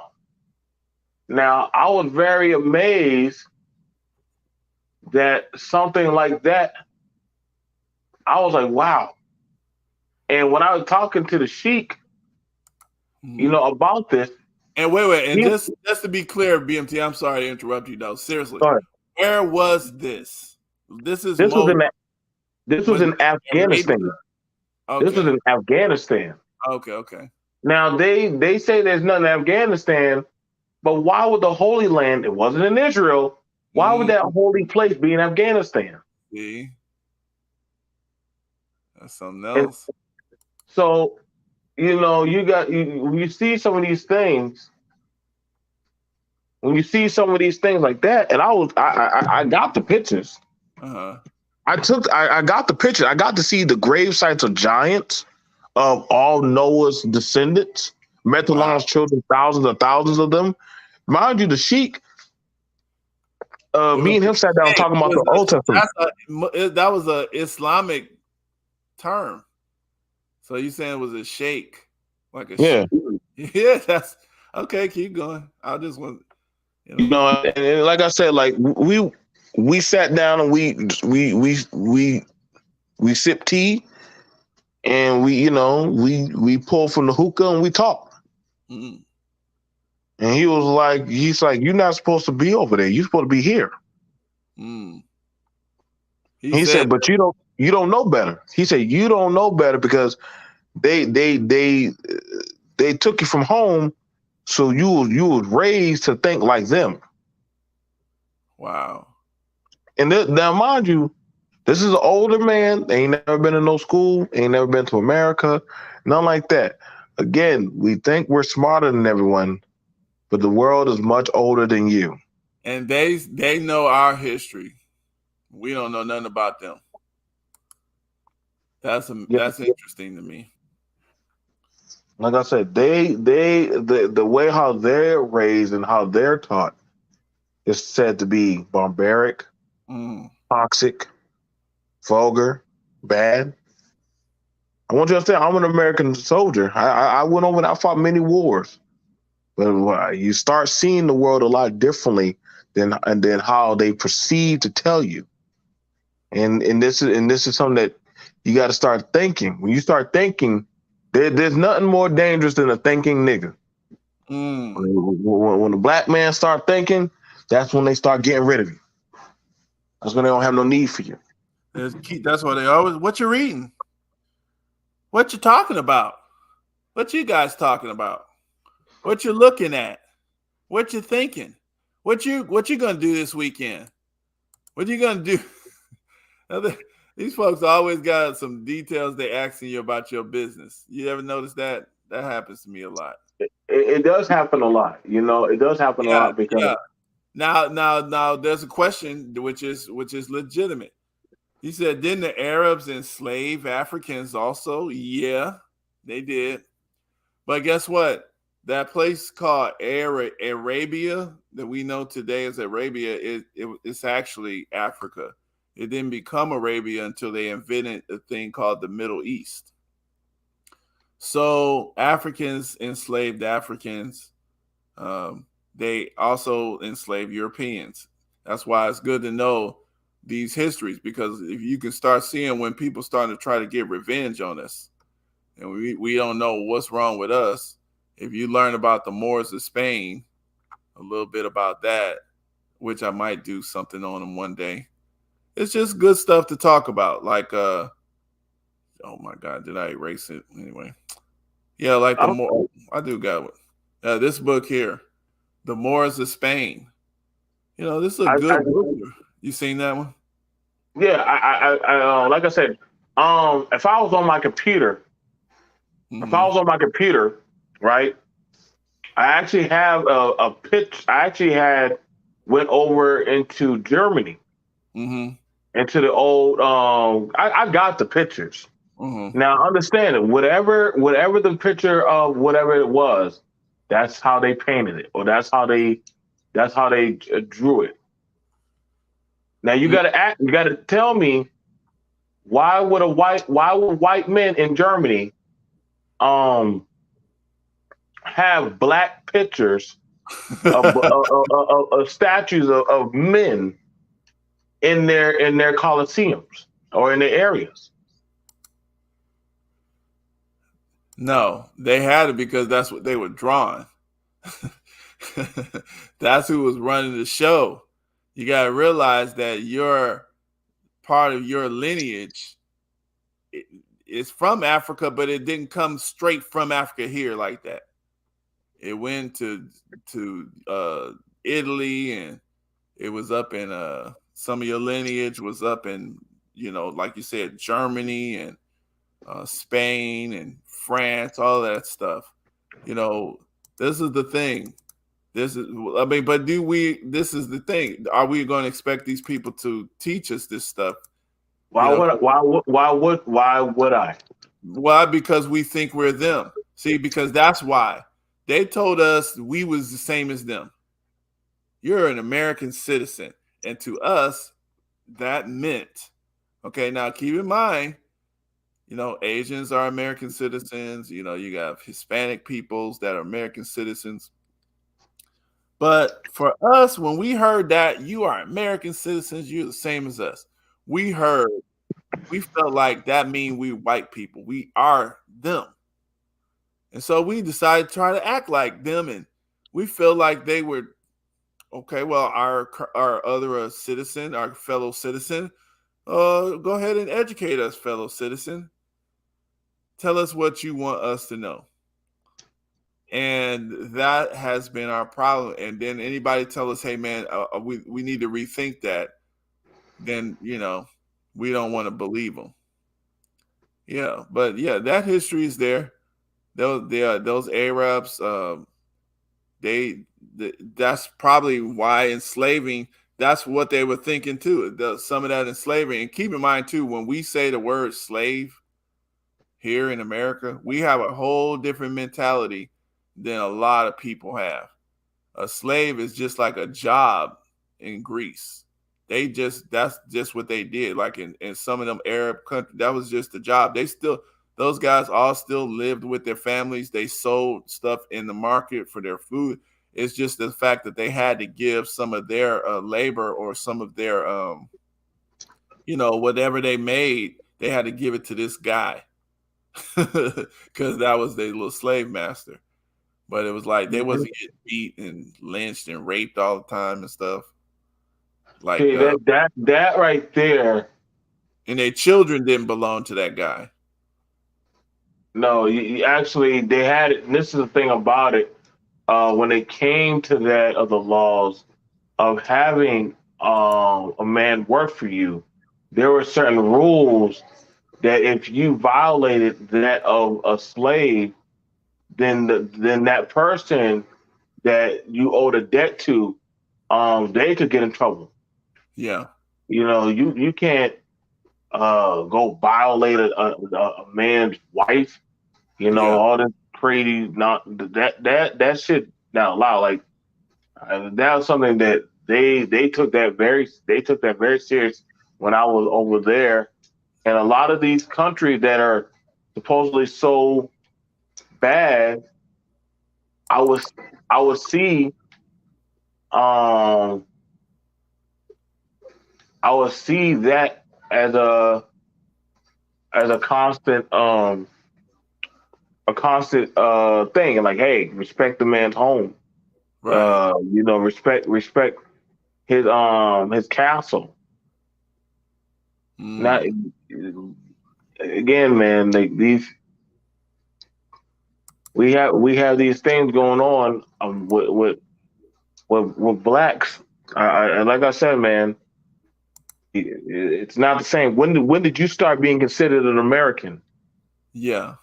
You started being considered an American, I guess officially by the American government and people. You started being as soon as Lincoln emancipated you. Okay, the Americans, even though everybody still didn't believe it.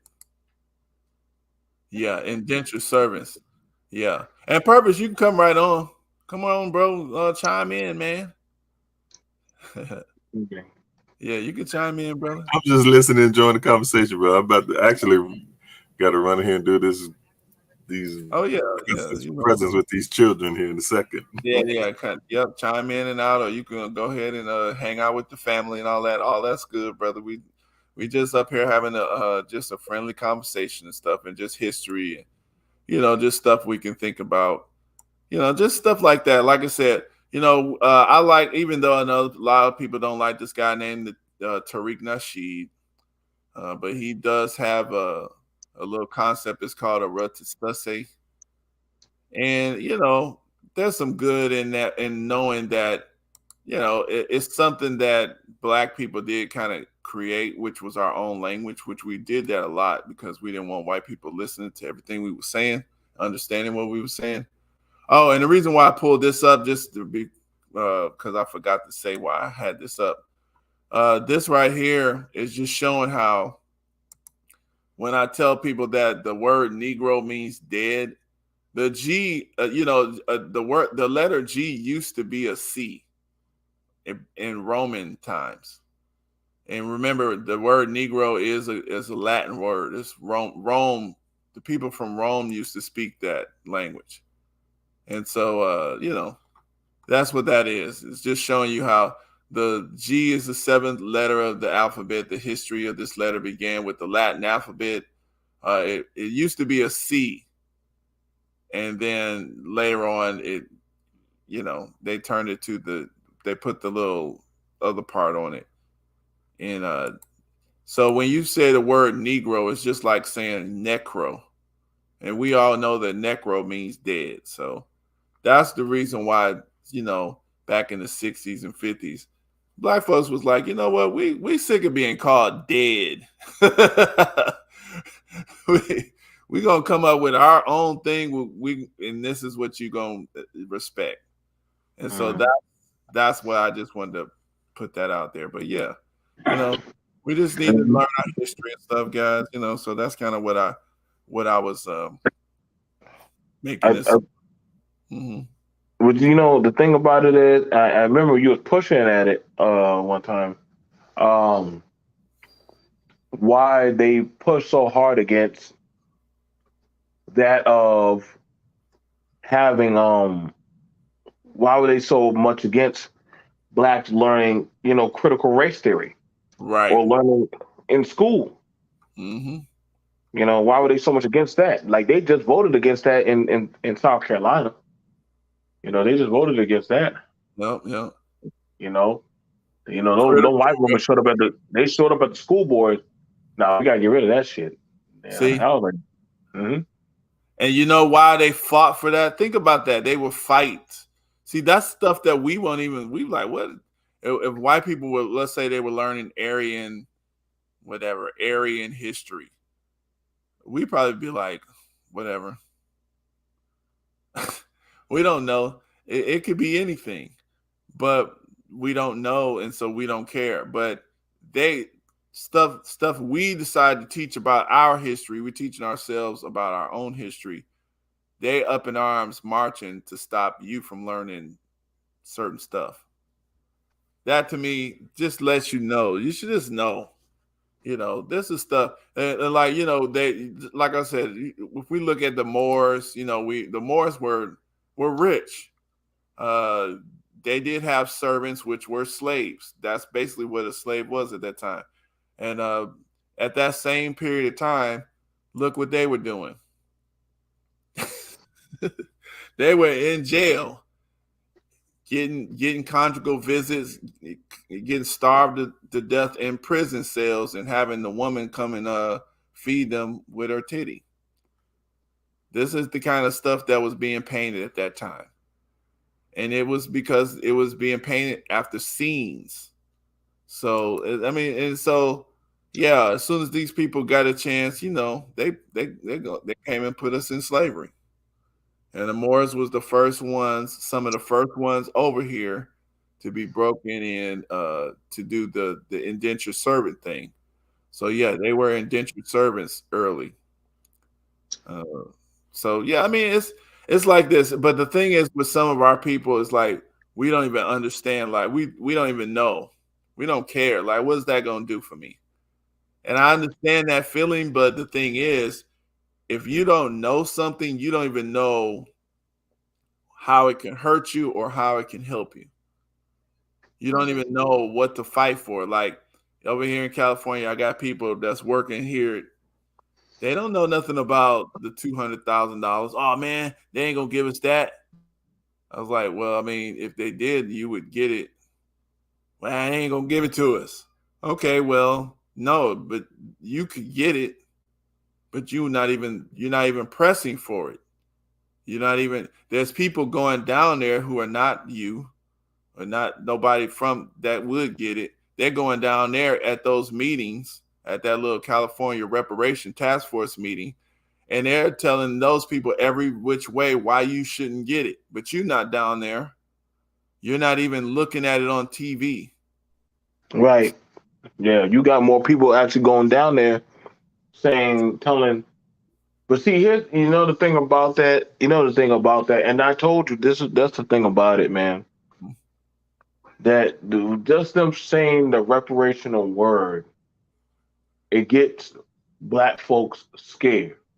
It gets them scared.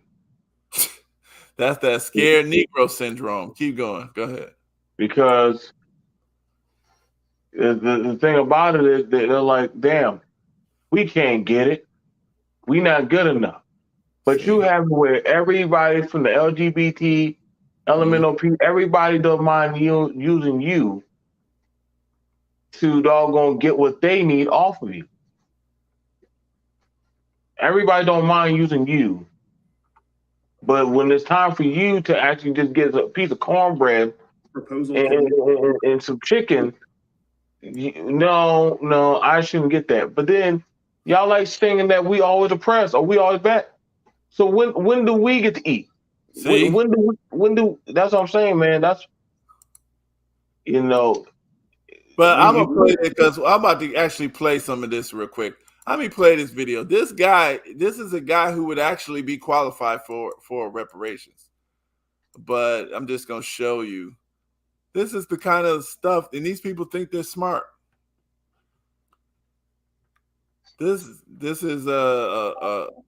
he was raised. This is what he believes to be conservative.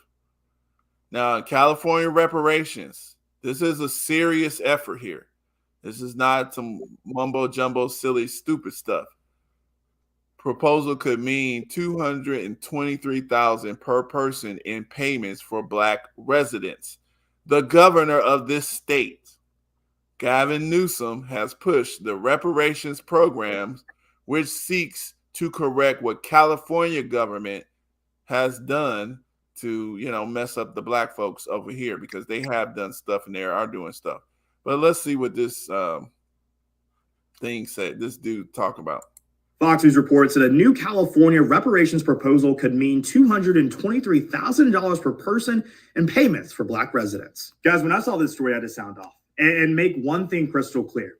I don't want it, and no Black American in California should want it, and no Black American across the country, because they're trying to make this national, should want it either. Why? Number one, because no one alive today was a slave and no one alive today was a slave owner. Let's deal with that first. But also, too, because the left does this all the time. They dangle a carrot in front of Black Americans' faces and they say, we'll toss you a few dollars, we'll toss you some money, as long as you behave. They're not doing this out of the kindness of their heart. They're doing it in the interest of control. If you actually want to help Black people, how about you help keep their communities safe? When was the last time they've ever... See that? How about you help keep their... See, he's not including himself. Mm-hmm. Mentally. Nice catch on that one, Mike. Yeah. Nice catch. See, that's what you can listen to that. And and Malcolm X said this. Do you identify yourself with your slave master? He a good half breed. Right. His daddy will pick him up or take him home after tonight. His daddy will come get him. He's a good half breed. Get in, pick up the pooper scooper and get your mess and bring your ass on, boy. You can sleep in the garage tonight. You did a good job. Yeah, we got you a little pillow to snuggle up in. But the thing is though, I don't even know if he's a half breed. I don't know. I think he might be. But see, people like that. They will sit there and argue. I don't want it. Why? Because you're scared. Why that fear? Because now maybe my friends who I really identify will not like me anymore. Yeah, I got a question. Show me the commercial where they have the Indian, the Asian, the Arab, the Ukrainian. Show me any commercial where they saying they don't want the checks. That's what I'm saying. I need those commercials. I need to get those commercials of them saying they don't want the checks. Look at this. I look at this. Here's California. So they're giving money, not easy. They're giving $100 billion now to Ukraine. So giving Black people some money, it really ain't that hard. It really ain't. They make it seem like it's so hard. Bro, they got that money. They give it to who they want to. Sitting right here in California. Somebody puts to this. Go ahead. Well, I was just about to say something. And it seemed like to me, it would just, why wouldn't you give reparations? Because, and I'm just talking about the mindset of Black folks. And I'm including myself. Right. Collectively, we're consumers, right? Right. So even if they gave us the money, the vast majority of us, and I just unfortunately, we're going to give that money right back. And it seemed like to me that they would just say, you know what, we already know the mindset, so we're going to give it to them. Then you would lay that out. Now, obviously, some folks gonna come up because they got they've been taught or learned. But the vast majority, unfortunately, gonna give their money back, but that shows the hate that they have, even though they know they've done wrong, and they know they need to correct it.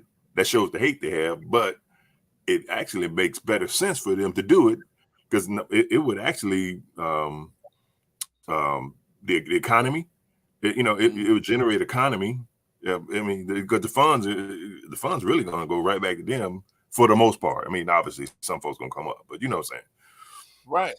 And no, I'm no economist, but I know that folks, if they got that amount of money, I mean, folks gonna lose their damn mind. To be honest, right? But at the same time. And it's true. You 100% right, because it was somebody showed this. This is like these homeless people in California. I mean, some of these people would deserve a reparations check. They will destroy that money within a few months, probably, or less.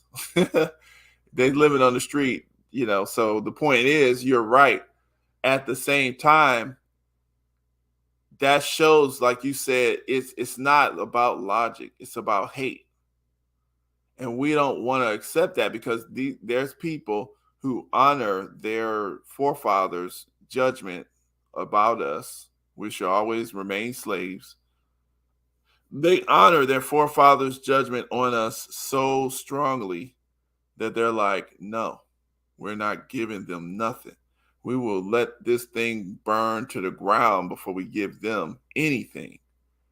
And this is something that we need to understand. Now, the thing is, what's fortunate for us, if we study just our situation, that the situation of America and the situation that we were in, you know, way back in the Civil War times, it was only 4 million, about 4 million, 5 million Black people.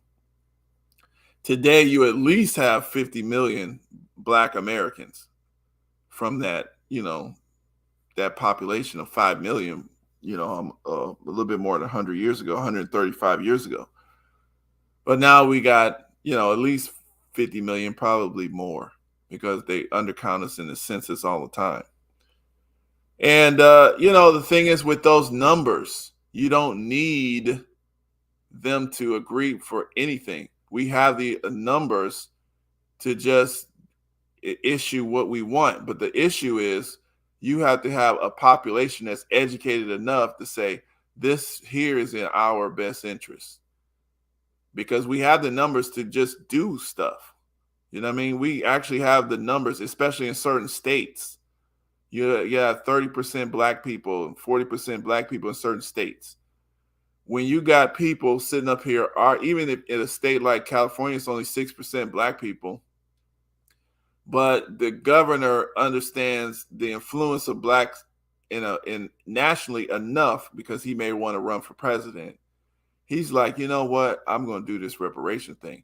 They don't do anything out of the kindness of their heart. They're doing something because they see something. And just because we don't see it, like you said, most of us would give it right back to them, but they like, you know, some of them, this is enough. We don't want them to come up with some good business here. And then if we give them this reparations check now, there's more. It's going to keep coming. And they right, because it should keep coming. Because guess what? You got Jewish people still getting reparations to this day. And the United States didn't even do anything to them. Your tax dollars pay Jewish reparations. Right now. Nobody's mad about it. Don't they get like 19 billion a year or something like that? I know Israel. Yep. Israel itself gets a lot of money, billions per year. I don't know the exact number, but I know Obama signed something for them for 10 years. You know, giving them military equipment, you know, bombs, all sorts of stuff, and providing them with nuclear technology, and they get cash. And then, not to mention the German reparation stuff. This is specifically for specific people. They get money, and their lineage gets money. Their kids get money, even if they were not physically the ones that go through the Holocaust. Their kids get some of that money. You got reparations going to a lot of Native American tribes. Now, every Native American doesn't benefit as they should, but it's up to them. That's their tribal council problem. Their tribe get money though. You see, so it's like it's not really hard as they make it to go ahead and take care of us. We can come up with a plan that, like you said, it's not going to break the United States because we already pay money into the United States. We pay for our reparations. This little 220, especially even in California, it's not giving Black people anything because it's money that, you know, they've already got from us in taxes for hundreds and hundreds of years, not to mention slave labor. So it's not even giving us nothing. It's just making available to us what we deserve as citizens. And, you know, putting a little extra layer on there just because, you know, They restricted us for so long. I mean, we already paid the taxes. So really it's just giving us our money back. Giving it to us so we can make decisions on it. We don't get to decide what happens to our money. That's what's happening here. So, and some of us are good business people. And some of us would create really good businesses that would probably compete with these white businesses, and maybe they don't want that. Because if you notice a lot of times too, I don't know if you ever notice, if you start noticing some of the talk on reparations purpose, they'll say, oh, here's a housing voucher. Oh, here's an education voucher. They'll try to make it where your reparations is you can only do what they told you to do with it. And that's not real reparations. So, and we about to end it off real quick though. But yeah, I'm glad you came up, Brother Purvis. And yeah, for ahead. sure. Hey, real quick, brother, do you know you may know my brother? He's in the faith. Ernest Muhammad. He's in Monroe, Louisiana. I just wondered if you knew him. I don't know a lot of people in Louisiana, but yeah, but I mean, I'll be up with my family. I got you. Yeah. Well, I know I got a particular. I got to go get with the kid. Man, I enjoyed this though, man. Hopefully, you'll have some more, and I'll be able to jump in. Oh yeah, man, come on up. You freak. Just come right on up. If I drop that link, bro, it's for you. All right. Okay. And that other brother, I don't know if he left. Definitely good hearing you also. Yeah, that was BMT. Okay. What's up, James? James is in the chat over there. We toward the end now. He's drinking. All right, brother. All right. Have a good one, brother. Peace out. All right, guys. And we're gonna end it off real quick, but like I said, I'm just coming up here, a little history. This was a little slow today. And I started off with a little conversation on Twitter. And we ended it off with just a little conversation between brothers, James, Paul, and on in. I ain't doing the Christmas thing again this year. It's all good. Christmas is Christmas. But it's just about history. And peace out, everybody. Share, like, and share. Make sure you press the little like button on the side. If you're not subscribed, go ahead and subscribe and share it. All right, peace out.